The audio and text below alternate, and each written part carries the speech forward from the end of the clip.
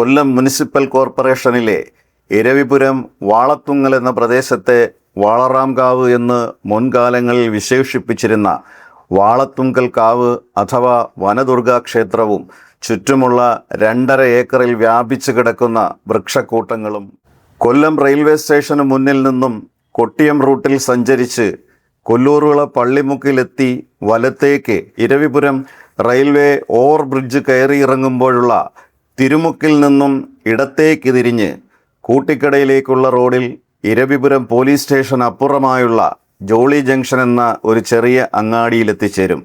അവിടെ നിന്നും ഏകദേശം 300 മീറ്റർ മുന്നോട്ട് പോകുമ്പോൾ വലതുവശത്തായി വനദുർഗാ ക്ഷേത്രത്തിൻ്റെ ആർച്ച് രൂപത്തിലുള്ള നെയിം ബോർഡ് കാണാൻ സാധിക്കും. ഈ ബോർഡിന് കീഴെയുള്ള ടാർ റോഡിലൂടെ ഏകദേശം 500 മീറ്റർ സഞ്ചരിച്ചാൽ വനദുർഗാ ക്ഷേത്രം എന്നറിയപ്പെടുന്ന വാളറാംകാവിൽ എത്താം.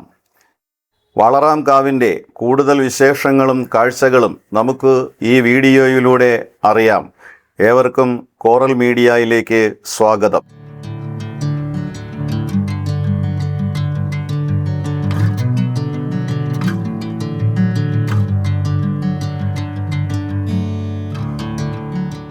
വനദുർഗ ദേവീക്ഷേത്രം വാളറാംകാവ് എന്നറിയപ്പെടുന്ന ക്ഷേത്രവും കാവും അതിനോടൊപ്പം ആ ക്ഷേത്രവും കാവും സംരക്ഷിക്കുന്ന ഒരു കുടുംബത്തിലെ അഡ്വക്കേറ്റ് പത്മകുമാർ സാറിനെയാണെന്ന് നമ്മൾ ഇവിടെ പരിചയപ്പെടുത്തുന്നത്. വൃക്ഷങ്ങൾ പ്രകൃതിയുടെ അതുല്യമായ മുതൽക്കൂട്ടാണ്.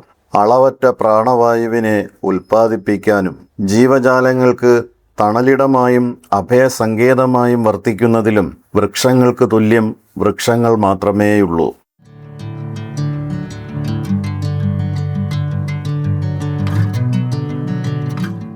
കാവിനെ കുറിച്ചുള്ള കാര്യങ്ങൾ ഒന്ന് വിശദീകരിക്കാമോ സാർ? ഇത് വാളത്തുങ്ങൽ കാവ് വനദുർഗാ ക്ഷേത്രം എന്നറിയപ്പെടുന്ന സ്ഥലമാണ്. ഇതിനെ മുൻകാലത്ത് വാളറാംകാവ് എന്നാണ് അറിയപ്പെട്ടിരുന്നത്. ഈ സ്ഥലത്തെ ഏറ്റവും പ്രധാനപ്പെട്ട ഒരു കുടുംബമായിരുന്നു ചേരൂർ കുടുംബത്തിൻ്റെ കുടുംബസ്വത്തിൻ്റെ ഭാഗമായിട്ടുള്ള കാവാണ്. ഇത് കൊല്ലം ജില്ലയിൽ ഏതാണ്ട് ഏറ്റവും വലിയ കാവാണിതെന്ന് പറയാം. കാരണം 2.5 ഏക്കർ സ്ഥലത്താണ് ഈ കാവ് നിലകൊള്ളുന്നത്. ഈ വനം നിലനിർത്തുന്നതിനോടൊപ്പം തന്നെ ഇവിടെ ഔഷധ സസ്യങ്ങൾ വെച്ച് പിടിപ്പിച്ച് 4000-ഓളം ഔഷധ സസ്യങ്ങളുണ്ടായിരുന്നു. ഇത് ഇപ്പോൾ കുറേയൊക്കെ പോയിട്ടുണ്ട്. എങ്കിൽ തന്നെയും ഈ കാവ് സംരക്ഷിക്കുന്നതിന് വേണ്ടി ഉള്ള ശ്രമങ്ങൾ നടത്തിയതിൻ്റെ ഫലമായിട്ട് വനം വകുപ്പിൻ്റെ സഹായം കിട്ടിയിട്ടുണ്ട്. ആ സഹായം വെച്ച് ഇവിടെ പല കാര്യങ്ങളും ചെയ്തിട്ടുണ്ട്. ചുറ്റുമതിൽ കെട്ടി മറ്റു കാര്യങ്ങളെല്ലാം ചെയ്ത് പരിപാലിച്ചു വരികയാണ്. നൂറ്റാണ്ടുകളുടെ പഴക്കമുണ്ട്. ഇവിടെ പരിസരത്തുള്ള ഏതൊരു ക്ഷേത്രത്തെ നോക്കിയാലും അതിനേക്കാളും പഴക്കവും പെരുമയുമുള്ള ക്ഷേത്രമാണ് ഇതിനകത്തുള്ളത്. വനദുർഗാ ക്ഷേത്രം. വനദുർഗാ പ്രതിഷ്ഠ എന്ന് പറയുന്നത് ഇത് കടലിൽ നിന്ന് 1.5 കിലോമീറ്റർ ദൂരത്തിലാണ്. കടലിനടുത്ത് ഒരു വനദുർഗയുടെ പ്രതിഷ്ഠ എന്ന് പറയുന്നത് വളരെ അപൂർവമായി മാത്രം കാണാൻ കഴിയുന്നതാണ്. ഹൈന്ദവ സംസ്കാരത്തിൽ പ്രകൃതിക്കും സസ്യ ജന്തുജാലങ്ങൾക്കും നൽകുന്ന കരുതലും പരിചരണവും അമൂല്യമാണ്. കാവുകളും ക്ഷേത്രങ്ങളും എക്കാലവും പരിസ്ഥിതിയുടെ മഹത്തായ നിലനിൽപ്പിനെ സഹായിക്കുന്ന കേന്ദ്രങ്ങൾ കൂടിയാണ്. ആധുനികരെന്ന് നടിക്കുന്ന നാം ഉള്ള മരങ്ങളെല്ലാം വെട്ടിവെളുപ്പിച്ച് ഉഷ്ണകാലങ്ങളിൽ എന്തൊരു ചൂട്, ഒരു മഴ പോലും പെയ്യുന്നില്ലല്ലോ എന്ന് വിലപിക്കുകയും കാറ്റുപോലും വരാൻ മടിക്കുന്ന ശുദ്ധവായുവും ശുദ്ധജലവും നല്ല ഭക്ഷണവും ലഭിക്കാത്തത് മൂലം എത്രയോ മനുഷ്യരാണ് മാരക രോഗങ്ങൾക്കടിമകളായി ചികിത്സ തേടി അലയുന്നത്. വരാനിരിക്കുന്ന മുഴുവൻ തലമുറകൾക്കുമുള്ള പ്രകൃതി സമ്പത്ത് ഇതിനകം നാം ചൂഷണം ചെയ്തു കഴിഞ്ഞു. അടുത്ത തലമുറകളിലെ നമ്മുടെ സന്തതി പരമ്പരകൾ അഭയമറ്റ് ആശ്രയമില്ലാതെ ദൈനംദിനം ഈയാമ്പാറ്റകളെപ്പോലെ പിടഞ്ഞൊടുങ്ങുന്ന അവസ്ഥയാണ് ഒരുപക്ഷെ ഇനി സംജാതമാകാൻ പോകുന്നത്.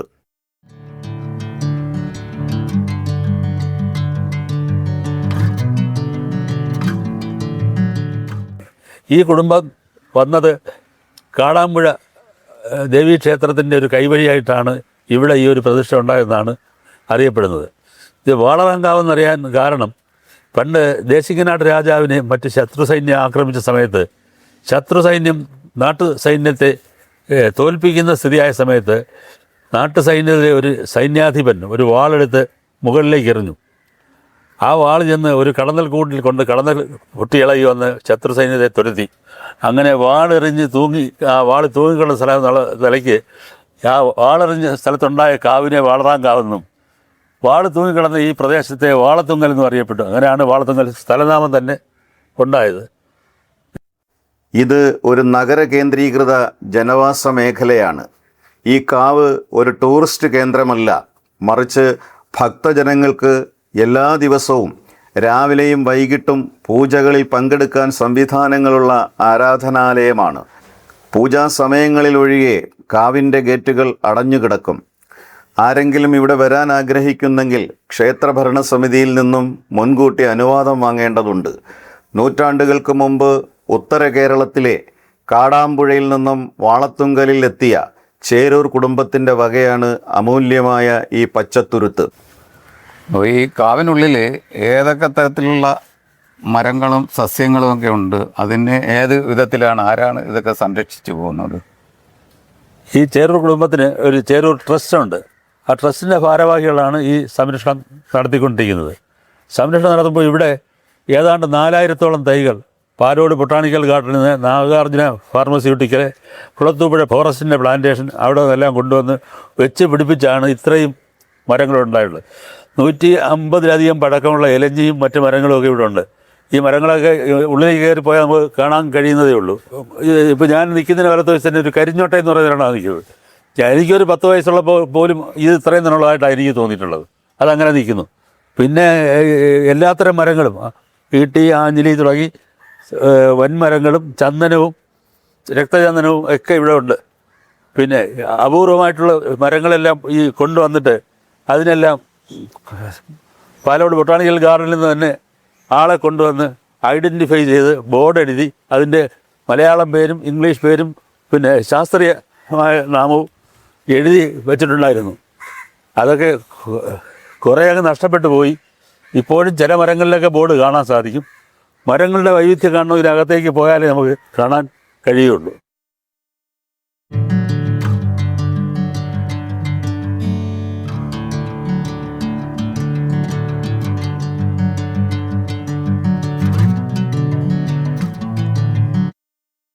യക്ഷിസങ്കല്പത്തിൻ്റെ ഒരു അടിസ്ഥാനം എന്ന് പറയുന്നത് ഈ കുളത്തിൻ്റെ കരയിൽ വന്നു നിന്ന് ഈ കുടുംബത്തിലെ അംഗങ്ങൾ എന്തെങ്കിലും ആവശ്യമുണ്ടെങ്കിൽ ഇത് ലക്ഷ്യം വെച്ച് പ്രാർത്ഥിച്ചാൽ ആവശ്യമായ ഇപ്പോൾ ഒരു കല്യാണമാണെങ്കിൽ വേണ്ട ചെമ്പും പാത്രവും മറ്റു സാധനവും എല്ലാം ഇവിടെ പ്രത്യക്ഷപ്പെടും. അത് ആവശ്യം കഴിഞ്ഞ് വൃത്തിയായിട്ട് തിരികെ കൊണ്ടുവച്ചാൽ അത് അപ്രത്യക്ഷമാവുകയും ചെയ്യും. അത് ആവശ്യമുള്ളവർക്ക് എപ്പോഴും കിട്ടിക്കൊണ്ടിരുന്നതാണ്. അതിന് ഈ യക്ഷിസങ്കല്പത്തിലെ കാര്യങ്ങളാണ് അതിന് കാരണമായിട്ട് പറയുന്നത്. അങ്ങനെ അതിനകത്ത് ആരോ വിഘാതം വരുത്തുകയോ തേക്കാതെ പാത്രം കൊണ്ടുപോയി കഴിഞ്ഞിട്ട് അതങ്ങ് നിന്നുപോയി എന്നാണ് പറയുന്നത്. ആ സങ്കല്പമാണ് ഇപ്പോഴും ആരാധിച്ചുകൊണ്ടിരിക്കുന്നത്. എല്ലാ വർഷവും ഈ പ്രതിഷ്ഠാ ദിന പൂജയോടനുബന്ധിച്ചും മറ്റുള്ള അവസരങ്ങളിൽ ഈ കാര്യങ്ങൾ അറിയാവുന്ന ഭക്തരും ആ യക്ഷി സങ്കല്പ സ്ഥലത്ത് പൂജ നടത്താറുണ്ട്. ഈ ഒരു 10 കിലോമീറ്റർ ചുറ്റളവിലുള്ള ക്ഷേത്രങ്ങൾ എടുത്താൽ അതിനേക്കാളൊക്കെ അധികം പഴക്കമുള്ള ക്ഷേത്രമാണ് ഇവിടെ ഉള്ളത്. അതുകൊണ്ടാണ് യക്ഷി സങ്കല്പമൊക്കെ ഇപ്പോഴും നിലനിർത്തിക്കൊണ്ട് പോകാൻ കഴിയുന്നത്.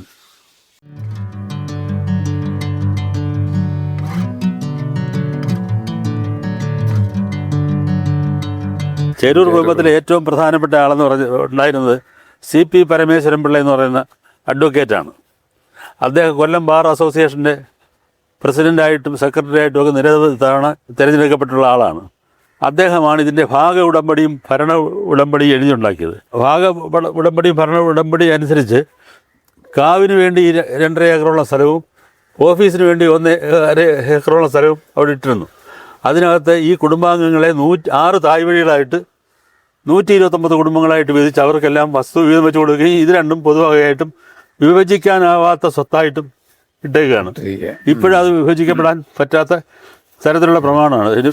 അപ്പോൾ ഈ ഔഷധ സസ്യങ്ങളിൽ എന്തെങ്കിലും ബാലൻസ് ഇപ്പോൾ ഉണ്ടോ? ഉണ്ട്. ഇതിനിടയ്ക്കുണ്ട്. അതൊക്കെ ഐഡൻറ്റിഫൈ ചെയ്ത് നിർത്തിയിരുന്നത് ഈ സംരക്ഷിക്കാത്തതുകൊണ്ട് ഇല്ലാതായി പോയതാണ്. പക്ഷേ കൊല്ലം SN കോളേജിൽ നിന്നും ഫാത്തിമ കോളേജിൽ നിന്നും ബോട്ടണി ഡിപ്പാർട്ട്മെൻറ്റിലെ അറ്റൻഡർമാർ ഇവിടെ വന്ന് ഇതിൻ്റെ സെക്രട്ടറിയുടെ പ്രസിഡൻ്റ് അനുവാദത്തോടെ ഇവിടെ നിന്ന് ചില ഔഷധ സസ്യങ്ങൾ പഠിപ്പിക്കാനായിട്ട് എടുത്തുകൊണ്ട് പോകാറുണ്ട്. ഇപ്പോഴും അത് തുടർന്ന് വരുന്നുണ്ട്. അവർക്കറിയാം ഇവിടെ എന്തൊക്കെയുണ്ട്, ആവശ്യമുള്ള എന്തുണ്ടെന്ന് അവർക്കറിയാം, നമുക്കറിഞ്ഞുണ്ടെങ്കിലും. ഈ കുടുംബത്തിൽ തന്നെ ഒരു വൈദ്യനുണ്ടായിരുന്നു, ഞങ്ങളുടെയൊക്കെ ഒരു കൊച്ചുഗോവിന്ദൻ അമ്മാവൻ എന്ന് പറയുന്നത്. അദ്ദേഹം മരിച്ചുപോയി. അതിനു മുമ്പ് അദ്ദേഹം ഇവിടുന്ന് ചില പച്ച സസ്യങ്ങളും മറ്റും എടുത്ത് മുറിവിനും മറ്റു കാര്യങ്ങൾക്കും എണ്ണ കാച്ചാനും ഒക്കെ ഇവിടുന്ന് കൊണ്ടുപോകുമായിരുന്നു. അങ്ങനെയുള്ള അനേകം സംഭവങ്ങൾ മുൻകാലത്തുണ്ടായിരുന്നു. ഇപ്പോൾ ഈ നാഗരിക സമൂഹത്തിൽ ഇതിനൊക്കെയുള്ള പ്രാധാന്യം കുറഞ്ഞു വരികയാണ്. പ്രധാനമായും സർപ്പാരാധനയ്ക്ക് വേണ്ടി നീക്കിവെച്ച സ്ഥലങ്ങളാണ് കാവുകൾ. സർപ്പാരാധനയാണ് അതിൻ്റെ പ്രധാന ഐറ്റം. എല്ലാ കാവിലും ഉണ്ട്. ഇവിടെ പാമ്പുണ്ട്. ചില ആൾ കണ്ടെന്ന് പറയും. ഞാനിതിനകത്ത് വർഷങ്ങൾ കയറി ഇറങ്ങുന്നത് ഞാൻ നേരിട്ട് കണ്ടില്ല. കണ്ട ആളുകളുണ്ട് ഈ കൂട്ടത്തിൽ. എനിക്ക് കാണാനിടയായിട്ടില്ല.